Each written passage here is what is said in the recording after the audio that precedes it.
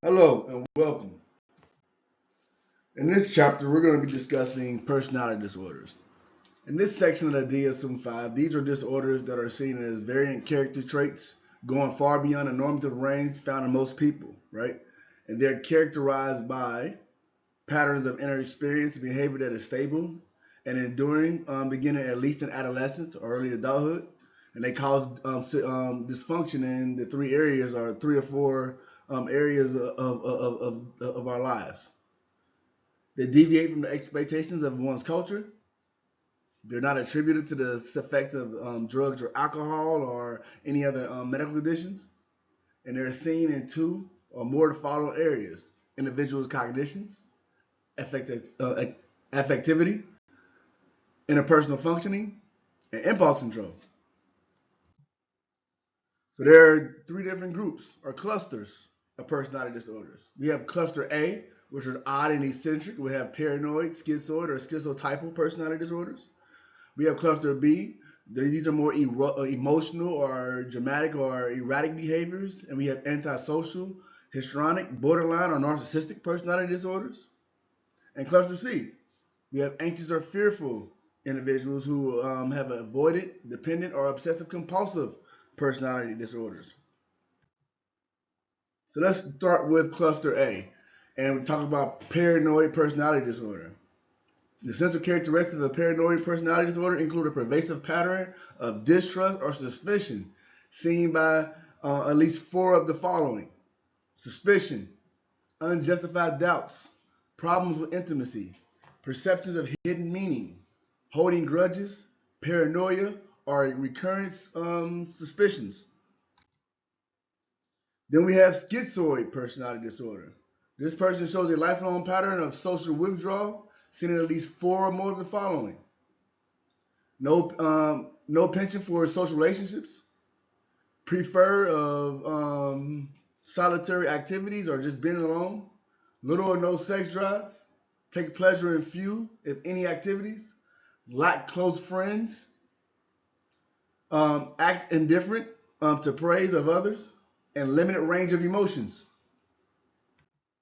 The next is schizotypal personality disorder. These individuals exhibit striking, odd, or strange mannerisms in addition to having very active fantasy life. And they have to have five or more of the following: ideas of reference, odd beliefs, unusual perceptual experiences, odd thinking or speech, suspicion or paranoid ideation, inappropriate or constricted affect, behavior and or appearance that is odd, eccentric, or peculiar, lack of friends and close confidence other than relatives, and anxiety in social situations.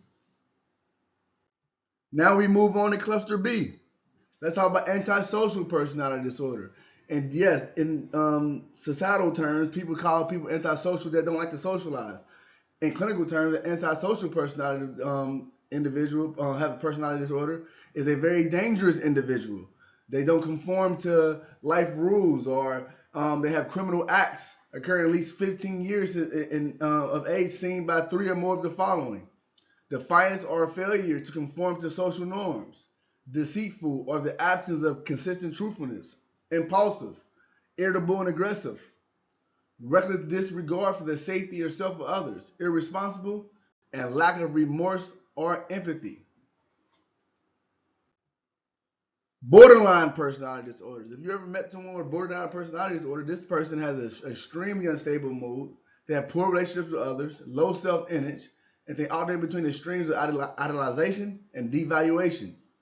So they have to have five or more of the following: frantic efforts to avoid abandonment, poor interpersonal relationships, identify identity disturbance or unstable self-image, marked impulsivity, recurrent suicidal behavior, gestures or threats, or self-mutilating behaviors, affective instability, chronic feelings of emptiness, inappropriate intense anger, transient stress-related paranoid ideation, or severe dissociative symptoms. Then we have histrionic personality disorder. These individuals have long patterns of excessive emotional or attention-seeking behaviors, right? And which seeps into all the areas of their lives, and they're characterized by at least five of these: grandiose sense of self-importance, Preoccupied with fantasies or unlimited success, power, brilliance, beauty, or ideal love. Show rapid shifts and shallow expressions of emotion.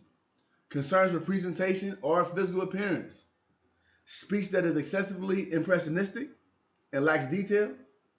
Self-dramatization, theatric, and exaggerated expression of emotion. Easily influenced and susceptible. Considers relationships more intimate than they are. Finally, in cluster B, we have narcissistic personality disorders. These individuals have a heightened sense of self-importance, and they have their self-worth is out the window. They're really high on themselves, right? And they disguise an underlying fragile sense of self-seen in 5 or more of the following: grandiose sense of self-importance, fantasies of unlimited success, power, brilliance, beauty, or ideal love, belief in being special and unique, constant desire or need for admiration, sense of entitlement, interpersonally exploitative, lacks empathy, envious of others, or believes that others are envious of them, shows arrogance, high behaviors, and attitudes. Now let's move on to cluster C, the final cluster. And we're going to talk about avoidant personality disorder.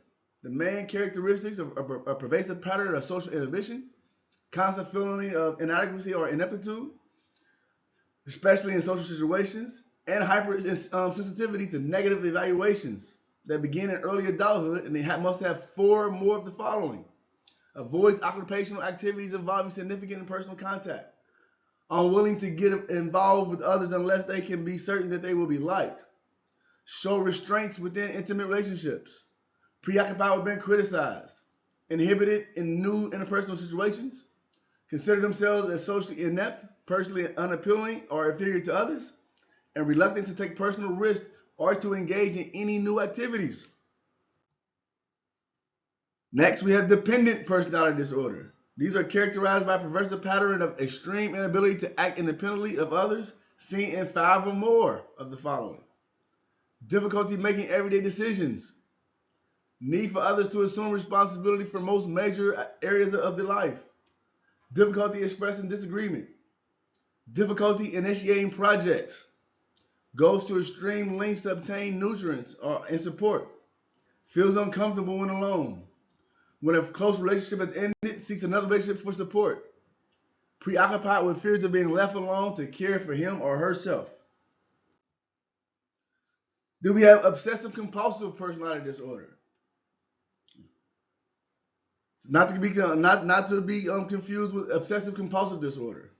This is individuals are characterized as rigid, orderly, inflexible, or emotionally constricted, seen in 4 or more of the following: preoccupied with details, rules, lists, orders, organization, perfectionism, excessively devoted to work and productivity, overly conscientious, and inflexible about matters of morality, ethics, and values, difficulty discarding worthless objects, difficulty deleting tasks or to work with others, miserly or stingy towards self or others, and shows rigidity or stubbornness. So there was a proposed DSM-5 alternate model, which is included in Section 3 of the manual, Emerging Measures and Models.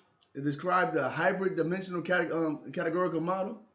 The general diagnostic criteria requires an assessment of self and personality functions as well as interpersonal function, the presence of 1 or more pathological personality traits, and these traits are consistent across social situations and stable over a period of time.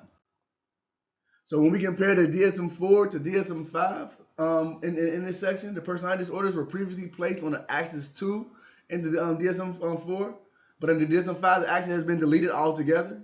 There's 10 different types of personality disorders that were retained. And all alternate hybrid dimensional category model for the personality disorders included in Section 2 of the DSM-5. And this insertion intended to encourage further research on this modified classification system.